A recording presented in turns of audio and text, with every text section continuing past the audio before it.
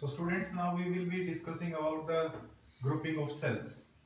पहले हम केस लेते हैं नॉन आइडेंटिकल सेल्स को सीरीज में कनेक्ट करते हैं। नॉन आइडेंटिकल सेल्स कहने का मीनिंग है कि उनकी जो ईएमएफ और इंटरनल रेजिस्टेंसेस है, अगर दो डिफरेंट सेल्स लेते हैं या ग्रुप ऑफ सेल्स लेते हैं तो उनकी वैल्यू सेम नहीं हो। सपोज एक सेल 1.5 वोल्ट की, दूसरी सेल भी 1.5 वोल्ट की, लेकिन एक का इंटर रेजिस्टेंस 0.1 ओम और एक का इंटर रेजिस्टेंस 0.2 ओम। ईएमएफ चाहे भले ही सेम है लेकिन इंटर रेजिस्टेंस डिफरेंट हो गए। अगर इंटर रेजिस्टेंस सेम तो ईएमएफ डिफरेंट। मींस ई और आर में से या तो दोनों ही डिफरेंट हो या एक कोई डिफरेंट हो तो हम सेल कहेंगे कि नॉन आइडेंटिकल है। और ई और आर दोनों ही अगर सेम है, ई और आर बिल्कुल सेम है, तो फिर हम उसको सेल को आइडेंटिकल सेल ट्रीट करेंगे। आइडेंटिकल सेल का मतलब E1 और E2 दोनों बराबर और R1 और R2 दोनों बराबर। नॉन आइडेंटिकल का मतलब E1 not equal to E2 और R1 not equal to R2। तो हमने यहाँ क्या लिया कि दो सेल्स ली, एक सेल जिसकी EMF E1 और उसका इंटर रेजिस्टेंस R1 और दूसरी सेल जिसकी EMF E2 और इंटर रेजिस्टेंस R2। उनको इस तरह से कनेक्ट किया कि पहली सेल का नेगेटिव प्लेट दूसरी सेल की पॉजिटिव प्लेट से जुड़ी हुई है। इसका मतलब ये सीरीज में कनेक्ट हो गए और सीरीज में आपको पता है कि करंट की वैल्यू सेम होती है। मैंने एक्सटर्नल लोड रेजिस्टेंस यहाँ फिगर में शो नहीं किया। मान लीजिए हम कोई लोड रेजिस्टेंस लगा दे तो वो लोड रेजिस्टेंस इन सेल के कॉम्बिनेशन से करंट ड्रा करेगा और वो टोटल करंट से आई है, हमने आई मान लिया। अब हम ये चाहते हैं कि हमें एक ऐसा कॉम्बिनेशन सजेस्ट करिए, ऐसा सेल सजेस्ट करिए कि जो इन दोनों का काम चला सके। इन दोनों का काम मतलब दोनों के इक्विवेलेंट ईएमएफ दे दे से ई इक्विवेलेंट और दोनों के इक्विवेलेंट आर इक्विवेलेंट दे दे, इक्विवेलेंट रेजिस्टेंस, और उतना का उतना करंट ड्रा कर ले जो दोनों सेल ड्रा कर रही थी से आई। तो हमें ई इक्विवेलेंट और आर इक्विवेलेंट निकालना हमारा इंटरेस्ट है यहाँ पे, ठीक है। तो वही जो रिलेशन हम टर्मिनल पोटेंशियल डिफरेंस का यूज करते थे, V is equal to E minus I R, उस रिलेशन को हम यहाँ यूज करेंगे।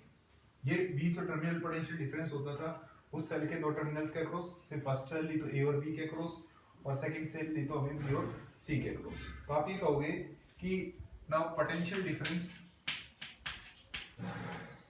फॉर फर्स्ट सेल लिया हमने, ठीक है। तो फर्स्ट सेल के लिए potential difference between point A and B कितना होगा भाई? That will be VA minus VB, VAB लिख देते हैं इसको, VAB that is VA minus VB। और कितना होगा? That will be equal to, बताओ कितना? इस सेल के अक्रॉस है टर्मिनल C और B, तो और इस सेल के टर्मिनल के अक्रॉस जो V की वैल्यू होगी वो कितनी होगी?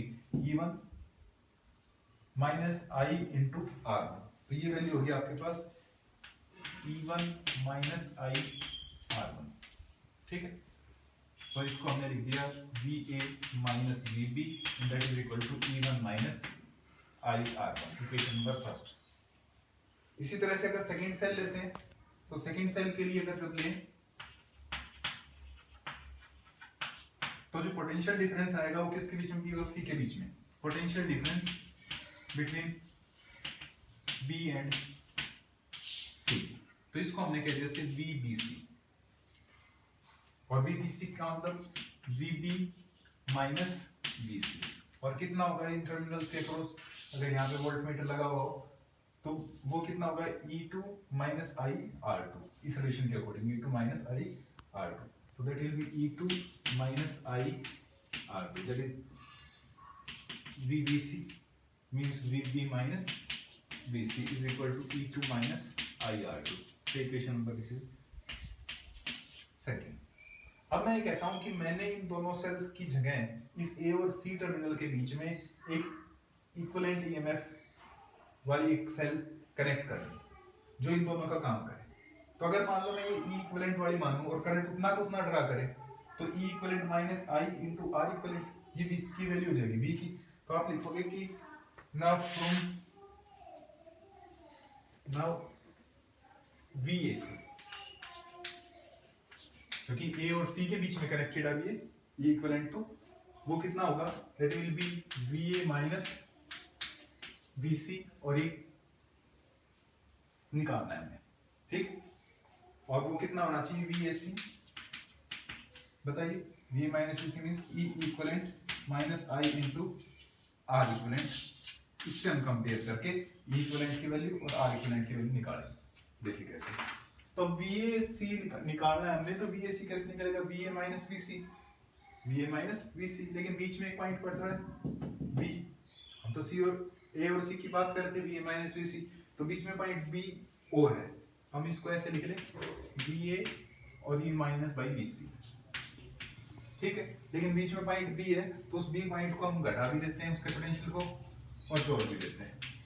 बताओ कोई खास फर्क हो गया था, हमने VB को घटा भी दिया और जोड़ भी दिया इस A और C के बीच में, क्योंकि A और C के बीच में पॉइंट B पड़ रहा था, ये इसके लिए B के E2 के लिए भी था और किसके लिए था, E1 के लिए भी था, तो इसलिए हमने घटा भी दिया और जोड़ दिया। तो फर्स्ट अंडरलाइन टर्म ये देखिए और सेकंड अंडरलाइन टर्म देखिए, क्या बन गई ये टर्म, इस ब्रैकेट को लिख दिया VA minus VB plus VB minus VC, और इस टर्म को आपने कहा है कि आपके पास आया है VAC आया, ठीक है। अब ये इक्वेशन अगर थर्ड बोल दूं मैं इसको, तो इसके अंदर फर्स्ट और सेकंड देखिए क्या है, फर्स्ट तो निकाल रहा है VA माइनस VB, इसको पुट कर दे वहां, सेकंड निकाल रहा है VB माइनस VC, इसको वहां पुट कर दे, तो फर्स्ट से तो E1 माइनस IR1 और सेकंड से E2 minus IR2 value substitute हो जाएंगी, तो VA माइनस VB तो हुआ E1 minus IR1 plus VBC कितना होगा E2 माइनस IR2। अब हम क्या कर लेते हैं, E1 और E2 की टर्म को एक साथ कलेक्ट कर लेते हैं और I वाली टर्म को एक साथ I कॉमन लेकर के, तो that is equal to E1 plus E2, IR1 minus की ये टर्म और माइनस की IR2 ये टर्म है, तो माइनस I कॉमन आ जाएगा, that will be R1 plus R2, से इक्वेशन नंबर 4, ये आपके पास टर्म आई VAC, ठीक है। लेकिन अगर आप ये कह रहे हैं कि हमारे पास ये सेल ही अकेली इन दोनों का काम कर रही है, तो इसका मतलब इसकी जो इक्विवेलेंट EMF E में से I into R इक्विवेलेंट कर दें तो वो किसके बराबर होगा, VAC के बराबर, तो आप ये लिखोगे but VAC E equivalent minus I into R equivalent है, तो कंपेयर कर देते हैं, कंपेयरिंग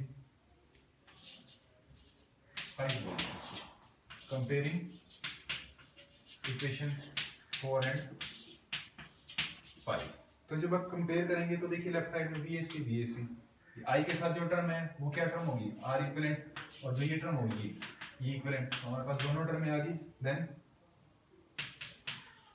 E इक्विवेलेंट तो होगा E1 plus E2 and R equivalent हो गया R1 प्लस R2, ये आपके पास दोनों इक्वेशन इंपॉर्टेंट हो गए, ध्यान रखना।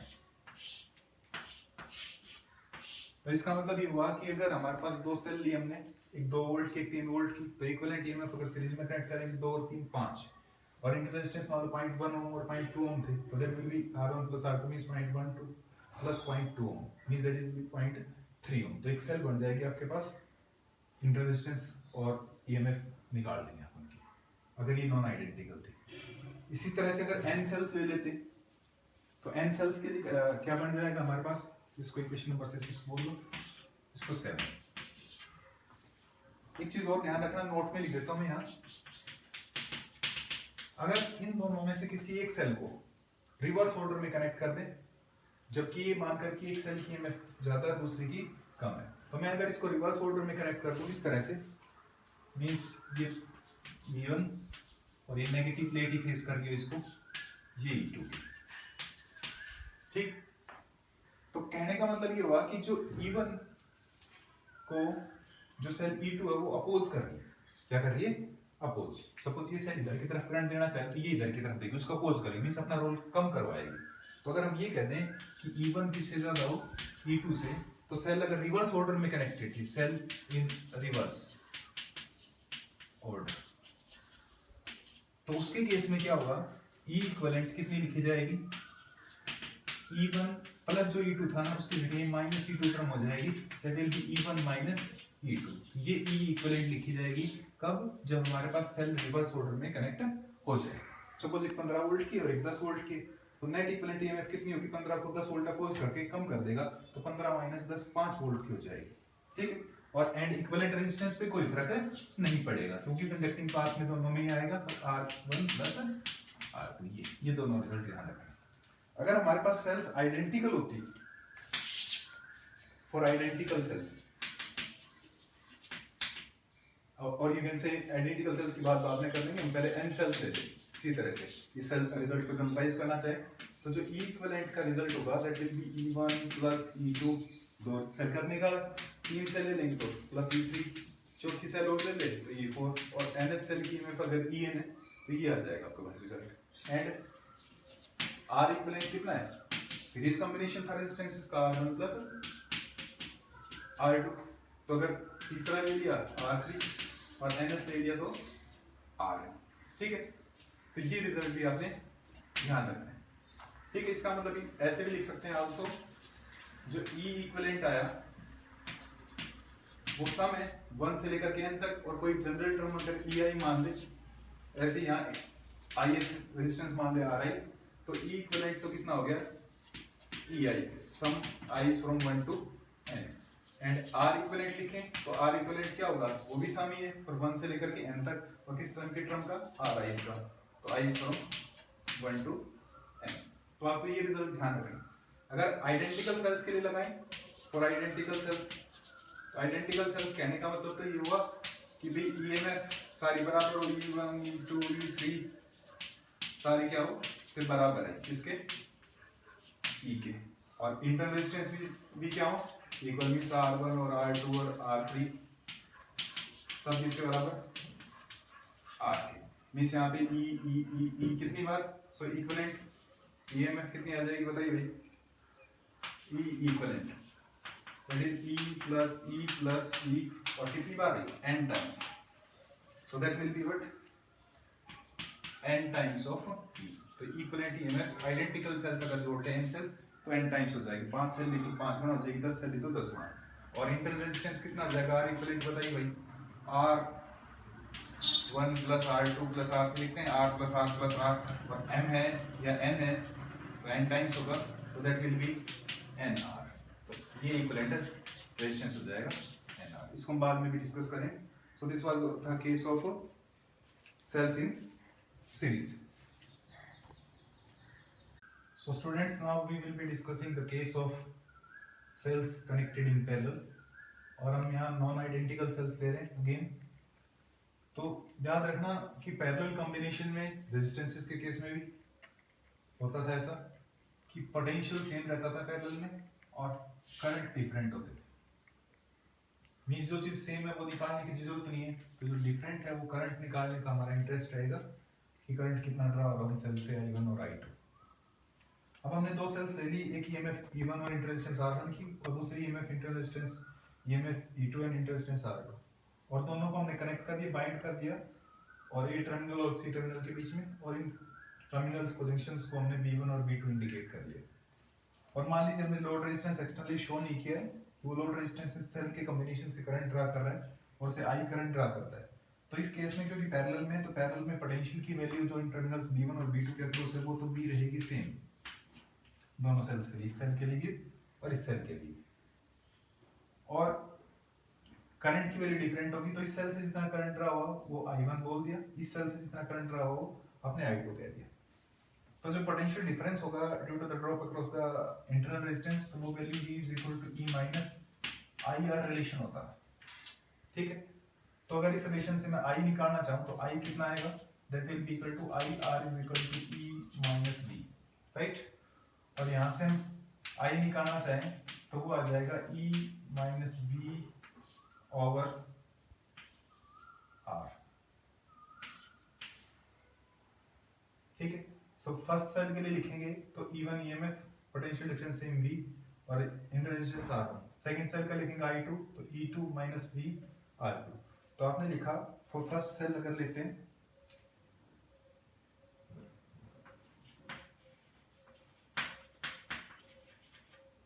तो फर्स्ट सेल की रिलेशन होगा जो पोटेंशियल डिफरेंस V1 और V2 के बीच में आया जिसको आपने V का V and that is for V V1 V2 first cell को केस में लेते हुए means V V1 minus V2, वो आपके पास आएगा that will B E, EMF इसकी E1 है और करंट I1 ड्रा हुआ और इंटरनल रेजिस्टेंस R1, ठीक है। तो यहाँ से आप I1 की वैल्यू कैलकुलेट कर लेंगे, इस रिलेशन से डायरेक्ट भी लिख सकते थे आप।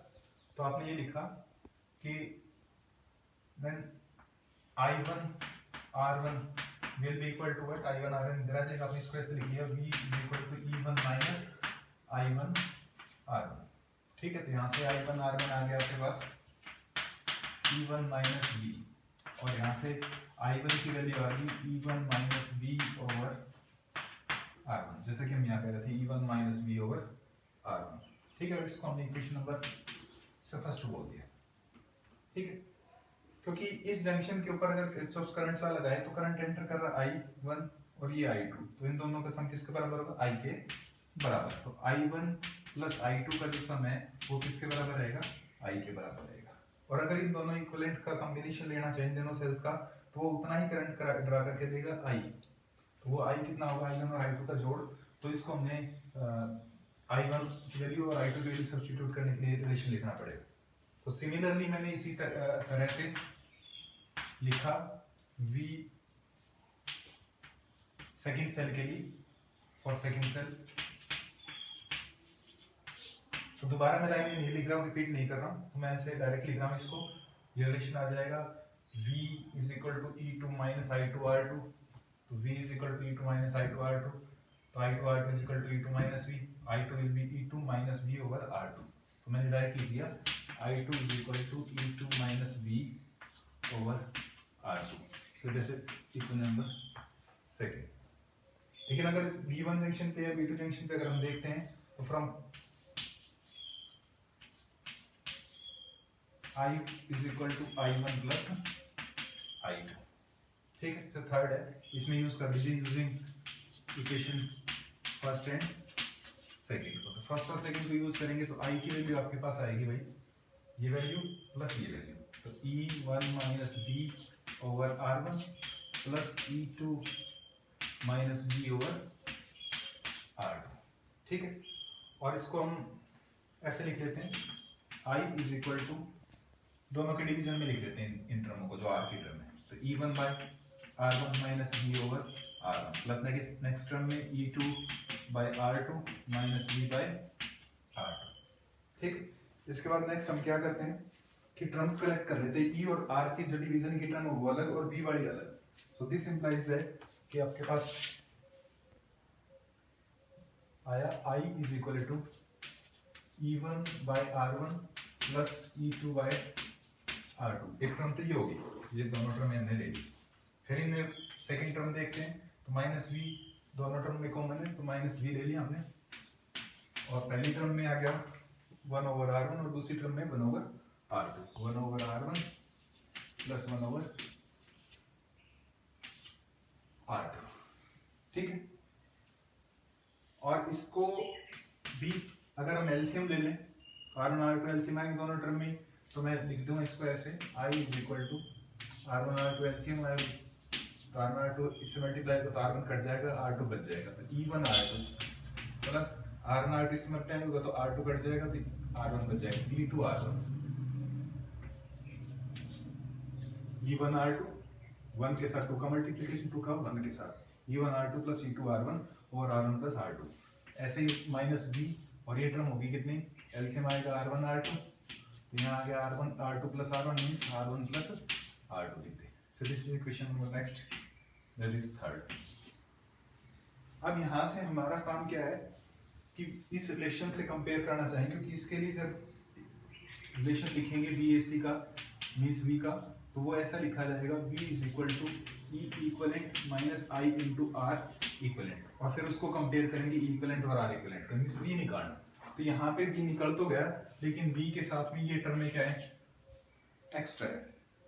अगर इस टर्म से डिवाइड कर दे जाए दोनों साइड में, तो ये V अकेला आ सकता है। तो पहले मैं V को इधर ले आता हूँ, क्योंकि माइनस साइन के साथ तो प्लस साइन का बढ़ा लेते हैं इसको।